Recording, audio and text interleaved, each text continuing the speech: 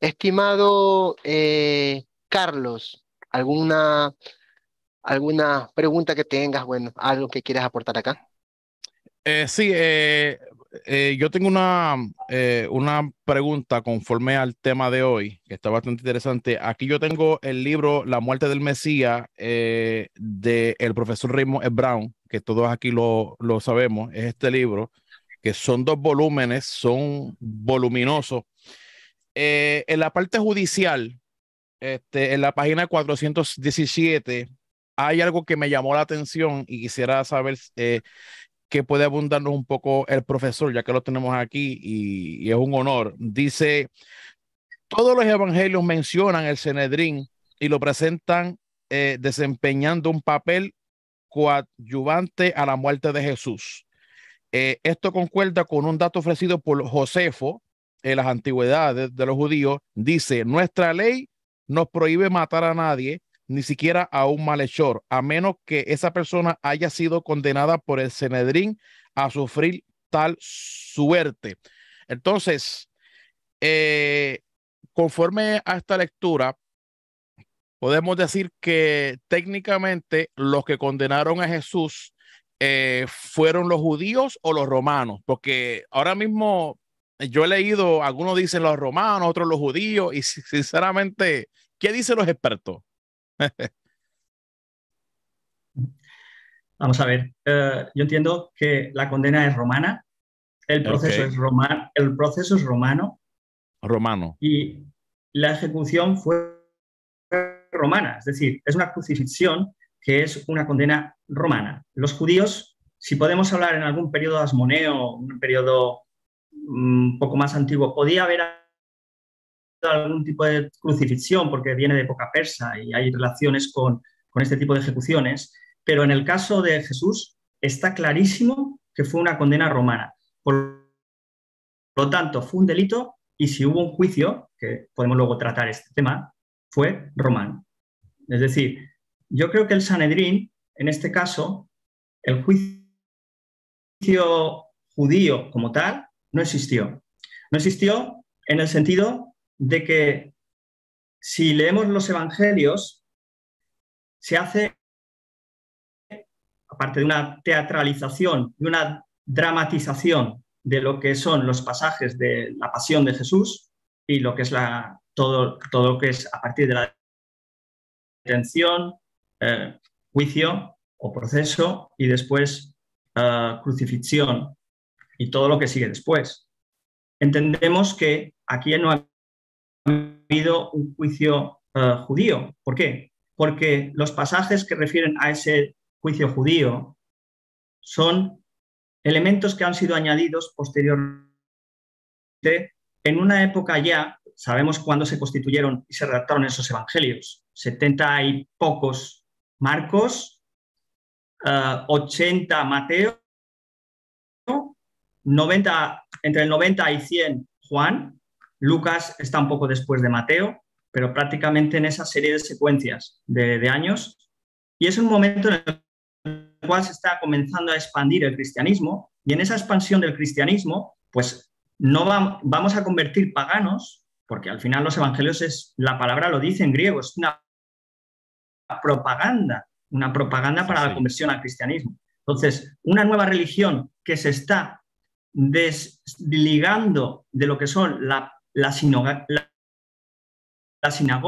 de la parte judía, hay un desmembramiento, no es que sea, es una nueva religión y a partir de ese momento, cuando se empieza a desmembrar, eso se insertará en los evangelios para dar, y lo vemos en el proceso a Jesús, vemos un Pilato que parece un inocente, parece que no ha cometido ningún delito, que no quiere que sea justiciado Jesús, y estamos viendo que todo esto no es verosímil con la documentación que nosotros tenemos acerca de quién fue Pilato. O sea, lo primero, si queremos saber qué sucedió, lo primero es saber quién fue su juez, ¿no? Habría que conocer al juez. Nosotros cuando hacemos juicios nos gusta saber quiénes son los jueces que vamos a tener y es importante conocer quién es el juez. O sea, varios elementos para el juicio debemos conocer. El primero es quién me va a juzgar. El segundo es qué derecho me vais a aplicar. Y lo más importante, esto es todo lo contrario. aquí, como en otros evangelios, como en los evangelios, lo que nos encontramos es, tenemos que empezar a estirar desde el final. Es decir, es como un hilo que encontramos el titulus crucis, donde te dice cuál es el delito que ha cometido esta persona, y a partir de ahí vamos a ir estirando hacia atrás y vamos a poder sacar más o menos, porque no se puede saber con seguridad, pero vamos a poder sacar qué es lo que pudo haber sucedido. Y esto es lo que hacemos con el proceso judicial. Profesor, o sea, el juicio fue breve, o sea que el juicio no fue como normalmente se tiene que llevar, o sea, un justo juicio. Eso es lo que usted quiere decir, expresar. A ver, estamos hablando en una época en la que los esclavos y rebeldes o las personas que no tenían ciudadanía romana no precisaban hacer juicio. Es decir, Okay. hago el juicio porque estoy tratando un tema de una persona que se entiende que es rey de los judíos, o que se hace decir, o que se cree el Mesías, porque aquí hay un tema mesiánico también. Es decir, al final de la carrera de Jesús, de su ministerio, de la llegada del reino, una persona que está declarando, está anunciando a bombo y platillo la llegada del reino, que es un reino terrenal y a la vez celestial, compaginado, que probablemente podía iniciarse en un monte, como en este caso el Monte de los Olivos, y pues entonces estamos hablando de una persona potencialmente peligrosa para Roma, potencialmente peligrosa. Desde el punto de vista, tenemos que mirarlo desde el punto de vista romano. Lógicamente, desde el punto de vista como cristiano es otra historia, pero pongámonos desde el punto de vista de las autoridades romanas. Así lo consideraron. Entonces, no tenían por qué hacer juicio, pero sí que es verdad que la materia que tocaba, el tipo de delito, no es fácil. No es decir, no, es que ha habido una insurrección, pues lo crucifico. No es el caso. No, este señor dice que es rey. Entonces es más complejo. Y esa complejidad me llega a mí, al menos, a la conclusión de que hubo un juicio, aunque fuera sumario, porque deberíamos al menos esclarecer si es rey o no es rey. ¿Me explico? Sí. Yo siempre ¿Y se cree rey o no se cree rey? Exacto, yo siempre lo he visualizado de esta manera que el ejército romano agarra el caso, me pueden corregir porque para eso estamos, para aprender.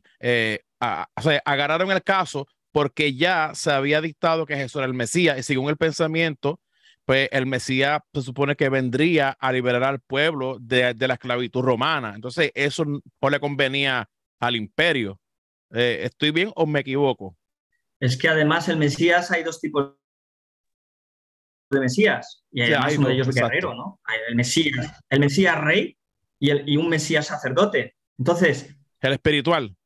el espiritual. Entonces, un Mesías que pudiese ser guerrero o un Mesías caudillo, rey, es un auténtico peligro, es una bomba en aquella época. Y en aquella Exacto. época había un caldo de cultivo a nivel religioso y político bestial, bestial. Eran ya, igual como cuando hay un terremoto que empieza el primer terremoto, que es un temblor más flojo, y luego uno más fuerte, y luego al final ya viene el terremoto Sí. en alta escala, que fue la guerra de los judíos. Pues esto es lo que sucedió. O sea, había ya pequeñas insurrecciones que se estaban produciendo y en aquel momento había una tensión y los prefectos tenían que asegurar la paz, que no hubiese este tipo de revueltas. Y a Jesús se le condena por sedición, por rebeldía contra el imperio, por lesa majestas. El único rey que hay es el que designa al emperador Tiberio, no él. Es decir, y uno puede decir, pero es que no lo entendió Pilato. Pilato no tiene que entender la religión judía, no le interesa. Sí. Seamos realistas. Perfecto, Lo podemos profesor. Sí, ver desde el punto de vista, después de 2000 años lo podemos ver algo injusto y podemos ver que eso no es así, pero en aquella época los romanos lo veían bien, lo veían correcto. El profesor, dentro del mundo romano, sabemos que por lo menos que yo he leído, la Biblia expone dos ejecuciones, la crucifixión, que es romana, y la decapitación. La pregunta sería, ok, según el texto a Jesús lo crucifican, pero a Pablo lo decapitan. ¿Cuál sería la diferencia entre la crucifixión y la decapitación, porque a Jesús lo crucifican por sedicioso y a Pablo lo decapitan. A ver, yo lo tengo muy claro. Si es un ciudadano romano, lo normal es que no lo crucifiquen, lo decapiten. Ok. Yo creo que lo tengo claro por ahí. Es decir, es muy complejo de que a Pablo lo vayan a crucificar siendo ciudadano romano. Es decir, lo normal es eso, una decapitación o simplemente pues, un ahorcamiento. Por ejemplo, luego había otro tipo de ejecuciones que tenían un carácter político y simbólico enorme. Por ejemplo, hay uno ahora no recuerdo exactamente porque no me lo sé de memoria, no me acuerdo, pero sé que hay un rebelde en época de estas revueltas judías que se iban haciendo, en el cual lo cogen, creo que fue en tiempos de, no sé si fue en tiempos de Vespasiano, se coge, lo llevan a Roma y lo tiran desde la famosa roca del Talión, o sea, desde Roma, desde una roca que se tiraba a la gente desde tiempos antiguos por motivos políticos, por traidor a Roma, y lo tiran. Entonces, uno de los personajes que aparecen mencionados, que son tirados, es un rebelde judío que fue llevado prisionero a Roma. Es decir, todos eran crucificados. Había diferentes tipos y maneras de ejecuciones, pero tenía que tener algún tipo de importancia. En el caso, por ejemplo, de tirarlo a través de este acantilado, lo tiraban, tenía el símbolo de traición a Roma. Ok. Antes de pasarle a Alonso, quisiera matar una vaca sagrada aquí. Sabemos que en las pinturas de Jesús aparece crucificado como con un trapo para cubrirle sus partes íntimas. ¿Qué de cierto hay, profesor, que los crucificados eran completamente desnudos y así eran como tipo humillado, como dice la compañera de fe hebrea, dice porque la decapitación era más honorable, la crucifixión era para humillar a lo máximo. O sea, ¿qué hay de cierto que eran crucificados desnudos o es Roma que le ponía el pañito ese para que no se le viera los genitales a Jesús? Lo normal es que fueran crucificados desnudos. Desnudos. Sí, desnudos. O sea que ¿Por qué? todo eso que tenemos ahí con a Jesús No. cubierto, todo eso es un invento. Bueno, las pinturas de los cuadros de la iglesia y medievales y de esa época, pues la tradición cristiana no va a permitir que Jesús aparezca desnudo. Cierto. Eso es así. Y es verdad que era humillante. Es decir, el tipo de ejecución era lo más humillante que había, pública, y además de eso, además de ser una ejecución humillante, sobre todo como ejemplo, era ejemplarizante. Ni se os atreva, ni os atreváis a hacer lo mismo. O sea, tiene un mensaje, la crucifixión, desde el punto de vista romano hablo, tiene un mensaje, ni se os atrevas, no os atreváis a hacer esto, porque si lo hacéis, vais a acabar igual que esta persona. También los evangelios dicen que se repartieron sus vestiduras, ¿no? Entendemos que Pablo escribe primero la carta de Corintios sobre la cena mucho antes que los evangelios. Entonces él dice que eso él recibió de Jesús, pero ¿cómo lo recibe de Jesús? Cuando Pablo escribe ya Jesús ya había muerto. O sea que es evidente que se escribe primero lo de Pablo de la cena y posteriormente los evangelistas escriben sobre el episodio de Jesús compartiendo lo que es la Pascua. Que ahí entramos, pues que primero escribe Pablo eso, luego los evangelios. Sí, pero ¿vosotros estáis de acuerdo en que Jesús tuvo que celebrar cenas con sus discípulos? Y estoy hablando de cenas rituales judías, ¿eh? Ajá. ¿No lo pensáis? ¿Que no se reunió con sus discípulos e hizo cenas? Y que de esas cenas partimos de una realidad histórica. Ajá. Que sucedió con sus discípulos, con sus seguidores, compartiendo en la mesa y comiendo o cenando. Y en ese momento esa cena pudo haber sido una cena especial, que luego va a dar lugar a una, pues al final a una conversión, un traslado, llamémoslo que lo pasamos a un nivel paulino y después, pues en otros momentos, como por ejemplo en la Didache, no aparece la llamada Didache, pues no aparece lo que nosotros entendemos por la Eucaristía o lo que es la confesión y todo esto. Entonces, todo eso de eso es mi cuerpo y será todo esto, no. Esto ya es otra historia. Pero que hubiese habido una cena de Jesús con sus discípulos, que hubiese quedado en la mente de testigos presenciales que estuvieron allí y que eso después, de alguna manera, mediante la tradición, haya pasado a ser después la Eucaristía o lo que hoy tenemos en cuenta, ¿por qué no? Yo creo que fue un momento a lo mejor importante en que Jesús se dijo algo importante que tenía que decir a sus discípulos y eso quedó en la memoria. Y yo creo que la memoria histórica es importante. Y Sí, en el señor. caso de Jesús sí que hay mnemohistoria. Hay mnemohistoria, historia de las tradiciones. Y la existencia de esas tradiciones que se basan en hechos reales que sucedieron. Y eso sí que es histórico. Yo no me puedo creer que Jesús no hubiera hecho una cena con discípulos. En los 3 años o los 4, no sabemos cuánto tiempo, hubiese estado realizando la predicación del reino de Dios. Porque él quería el reino, el reino. Entonces, esa Exacto. predicación se hizo con cenas también. Por eso es que Pablo la recoge y la reescribe, porque ya había una tradición, como usted está diciendo. Eso es excelente. Vale, pues entonces sí existió la última cena. Sí Sí. existió, porque está recogiendo un hecho real que sucede. Exacto. A lo mejor no como nosotros la leemos, como nosotros la podemos leer hoy en día, este es mi cuerpo, esto es mi sangre, tal. Pero una cena judía, ¿por qué no? Perfecto, Excelente. profesor estimado Gerardo. Yo quiero agradecerle, felicitarle por tan excelsa charla, tan excelsa exposición también. Muchísimas gracias. Estimado Carlos, yo te agradezco enormemente. Gracias también por haberme acompañado, profesor Gerardo. Muchísimas gracias, de verdad.